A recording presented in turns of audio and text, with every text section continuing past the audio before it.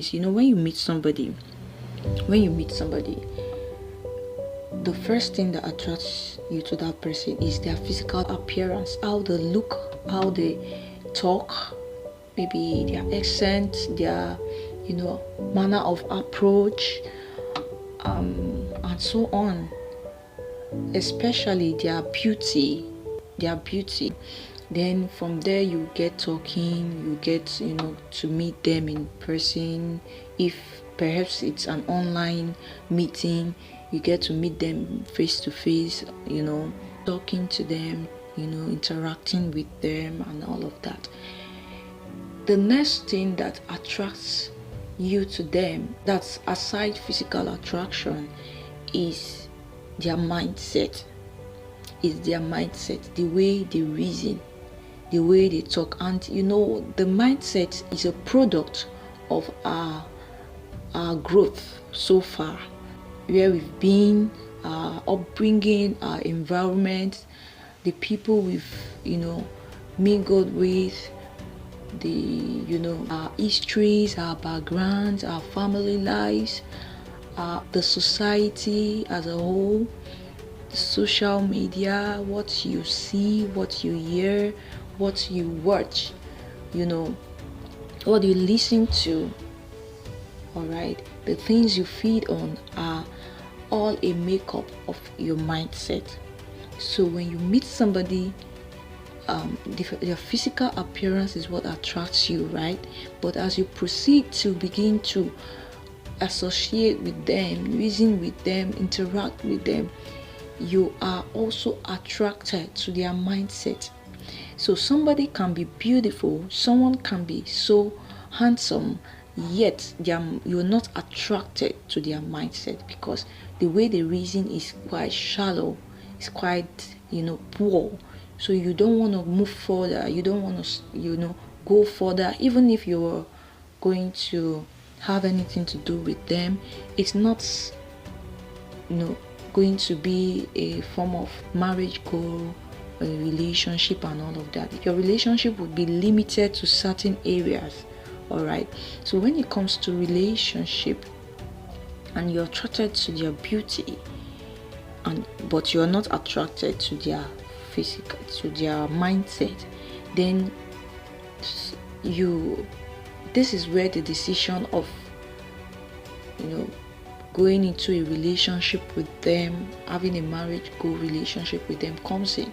So you either choose whether you should proceed into a relationship with the person or not. Though you are attracted to their beauty, but this is not someone you can proceed in a relationship with. And there is where compatibility comes in. You can be physically compatible with someone, physically attracted to someone, but not compatible with them in other areas. Areas like spiritual compatibility, mental compatibility, emotional, financial, intellectual compatibility. All right, so physically you're attracted to the person, fine, you both are compatible physically, but spiritually, are you compatible? Spiritually, are you compatible?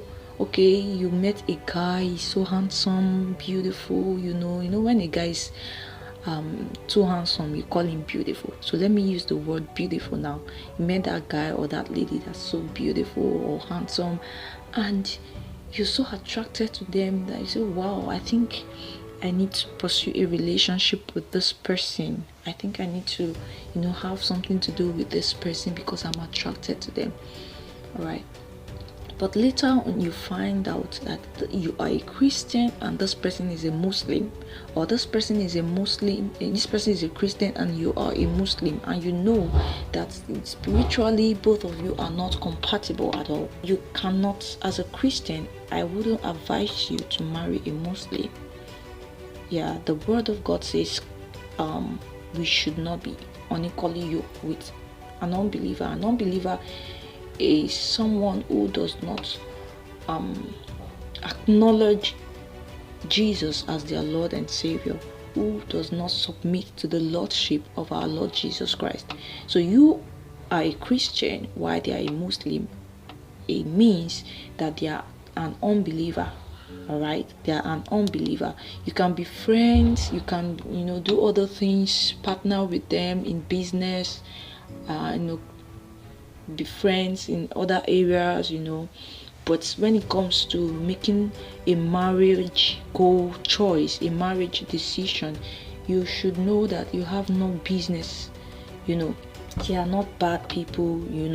Let's not be religious here. Say, okay, is it because they are a Muslim? Are they not human beings? Yes, they are human beings, but you just have to follow the principle, the guidelines of making a marital choice. If truly you are a Christian, if truly you are a believer, if truly you are a believer, you should have nothing to do with an unbeliever when it comes to making a marital decision. So now, the problem is a lot of people, make the choice of marriage. They go into marriage not even knowing the purpose of marriage. Miles Monroe will always say that the purpose of a thing is on abuse is inevitable. So you can't just wake up one morning and say because you saw someone that you were so physically attracted to, so you just have to get married to that person. No, you have to check out for compatibility. If you're not compatible, it's not going to work. The problem is people don't look into the future. They just make present decisions and believe everything is going to work out fine. But love is not always enough. Emotions are not enough. You need to understand the principle of marriage, that two kingdom people have to come together to make that choice, that to go fully into that journey of marriage, because marriage is meant to propagate the kingdom. Marriage is meant to propagate the kingdom, and it is for kingdom minds. It is for kingdom minds. So if you don't have a kingdom mindset, your assignment is not for the kingdom, then you don't even have anything to do with marriage in the first place. Anybody can just wake up, one morning and say, okay, when I'm done with my school, I will just get married, to one beautiful lady or to one handsome guy. I don't care whether he is this or that. In as much as he's rich, he's handsome, he got all the specs that I need in a man and everything, I will just go for him, or I will just go for her, provided she has all the beauty that I want. She's tall, she's sexy, and she, these are people's spec, right? But the reason why marriages don't work is because of the decisions they make from the beginning. They get married because they believe they are emotionally connected to this person.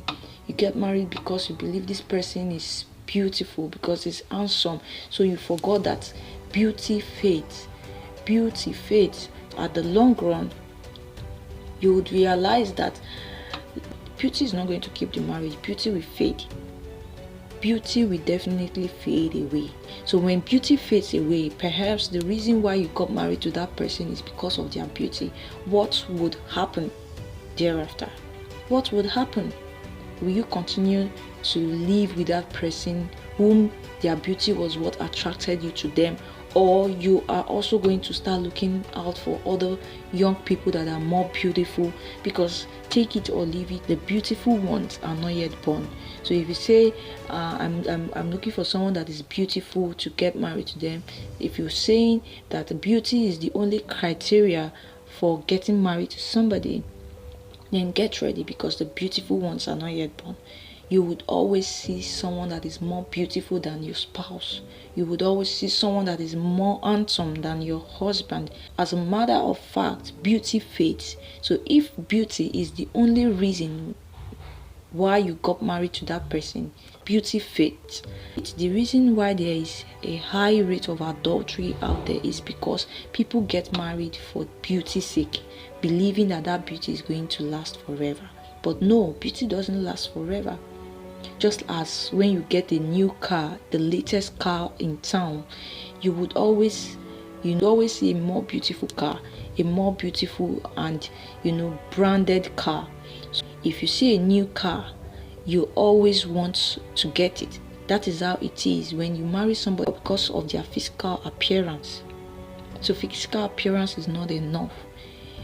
Their mindset, their visions, their purpose, their assignment is what keeps that relationship going, is what keeps that marriage going. When the both of you are kingdom minded and you know where you're going, you know that this marriage is for the kingdom, is to propagate the kingdom, is to raise children with kingdom mindset that will also propagate the kingdom, and there will be regeneration of generations that will propagate the kingdom. Then you are in the right place. But if your reason for getting married, or the reason why you want to get married is because you just want the fantasies, the honeymoon, and all of that, get money, that's then you are in the wrong place. You are in the wrong place. Right now, I want to answer these questions briefly. It says there are two questions and they are very much alike. The first one is I love this person, I'm in love with this person, I just love everything about them, but I am not physically attracted to them. What must I do? Well, as much as we emphasize that physical appearance is not enough, physical appearance is also very important, because if you are not physically connected to that person, there is every chance that the love will fade as time goes on, because it's not as beautiful as I want, or the person is not as handsome as I want. What must I do? It's simple. Let them be. Yeah, I won't tell you to go for what you don't want. Know what you want and go for it. Yes, but there's a but. Yes, there is a but. Don't get married to somebody majorly for your own needs. That is the problem we are having in our society. People get married majorly for their own, to meet their needs. Are you getting married to that person to meet your needs? Now, what are your needs? You need somebody that is tall, that is beautiful, that is handsome, that has six packs, that has a pink lip, someone that has a big boobs and buttocks and everything. Those are your needs. Those are what you have in your head, isn't it? If you make that the center of the reason why you're getting married, that marriage is not going to last, because you are entering into that marriage to meet your needs. Why not go into the marriage to help, to give, to render, to meet somebody else's need? Now, I do say, if you are not complete as a single, don't even think of getting married, because the more complete you are, the more you're ready to serve. And marriage is about service, serving one another. If you are not complete in yourself, how can you complete another person? All right, how can you help someone else when you've not helped yourself enough? Develop yourself enough in a way that when you get to a point where you need to get married, you're getting married to go and help somebody because you have enough to give. So the problem is, people want to get married to receive, to get, to meet their needs, but they are not ready to give, they are not ready to sacrifice, they are not ready to render help. As much as you're praying for a helper, a life partner who is a helper, are you also a helper to somebody? Can you also be a helper to them? Can you also be a helper to them? So if you are saying, I love this person, but physically they are not meeting my needs, I don't like what I'm seeing physically, this person is not as tall as I want, the person is not as fair as I want, the person is not as dark as I want, the person is not as busty as I want, or this and that and so forth, then you are looking for someone to meet your needs. You're not really ready to get married. What you're looking for is someone to meet your needs. But if you're really ready to get married, you should know that marriage is more about giving. Relationship is more about giving, because you are complete. Because if you're not complete, there's no how you can give. What you always do in that relationship is request, want, collect, have, but you not be able to give because you're not complete in yourself. Another question that is related is, I am physically attracted to somebody, but I don't love the person. The answer is, let them be. Let them be. If you don't love someone but you're only physically or sexually attracted to them, let them be. In such cases, you're only emotionally attracted to that person. You're only sexually attracted to that person. It's not going to last. That's what we call the erotic love. Yes, erotic love is part of, should be part of it, but it's not enough. It's not going to last. It's only there to meet your sexual desires, to meet your physical desires. But when it comes to the reality of life, the test of time and all the likes, it is not going to last. That relationship is not going to last. If all you can get from that relationship is physical appearance, sexual pleasure and everything, without facing the reality, then it's not going to work. Let them be. Let that person be. If you are physically attracted to somebody and you don't love them, truly you don't love them, you are only physically or sexually attracted to them, let them be. Don't go into a relationship with them. And if you love somebody but you're not physically attracted to them, also let them be. Let them be. Don't get married to somebody whom you are not attracted to. It's very important, because this person is someone you will wake up to see every morning, every day of your life, till death do you part. How are you going to cope? There are going to be temptations. And that will, bring about adultery in that marriage, in that relationship.